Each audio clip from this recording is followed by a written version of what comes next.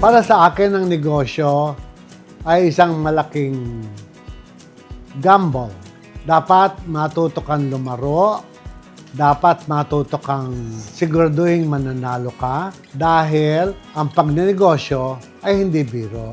Pero kung matalo kayo, huwag kayo madadala. Sabi nga ng mga Amerikano, try and try until you succeed. Diba? Alam niyo po, ang paghahanap buhay ay lakas ng loob, tapang, at sipag. Walang katupusang kasipagan. Kung pwede ang araw at ang gabi ay magpareho na lamang as long as you make money along the way. Huwag niyo naman sasayangin yung oras niyo, papakapuyat na kayo, tapos wala man kayong kinikita. Ako pagka ganyan, I'd rather sleep. Tutulog ko na lang yan. Kaysa makiparty-party ako, magpunta sa ganito, magpunta sa ganyan.